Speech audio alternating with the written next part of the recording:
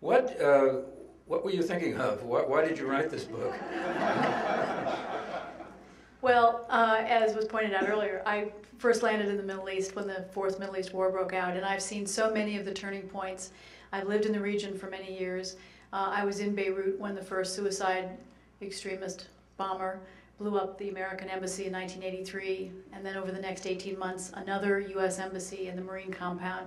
I saw the birth of Islamic extremism with the Iranian Revolution.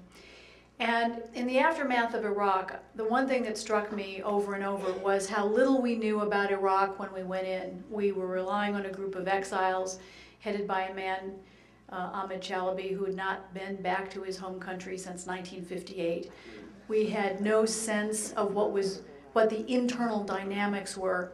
And so I thought one of the most important contributions I could make, and this is my 5th book on the Middle East, is to go back and take a look at what's going on in all 22 of the Muslim countries in Israel, to try to get a sense of what's happening, where is it headed, who are the players, the actors, to make sure that we didn't make the same mistake again.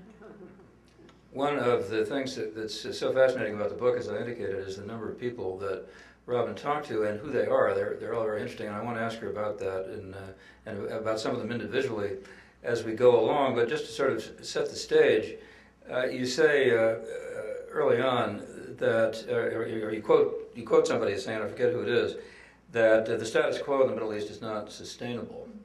And you wrote recently in the Washington Post that great change is occurring. When you were first there in 1973, you thought Islamic extremism was going to be the major force in that area, but now you're more hopeful. I'm a little bit more hopeful, and one of the interesting things to me was when I lived in the Middle East for so many years, I would go look for the clandestine cells, the extremists, the underground groups, as the barometer of opposition. And the Mujahideen, the holy warriors, the Hezbollahis. What's so interesting to me today is the more dynamic elements are reflected in what we've now nicknamed the pajama hadeen. The people the young bloggers, the computer nerds, the kind of people I now look for, no longer just the clandestine cells. They are carving out a whole new political space by challenging state-controlled media, state-controlled domination of everything. One of my favorite stories early in the book is about an Egyptian blogger who started his blog in 2004 and captured about a year and a half ago some video of police beating up a detainee, including sodomizing him with the end of a broomstick. And he had the cell phone video, he put it on his blog, and then it ended up on YouTube. And it created such a public outcry in Egypt that the government was forced to prosecute the 2 police.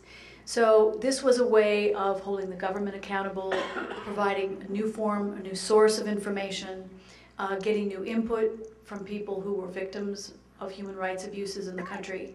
And it changes the political dynamics.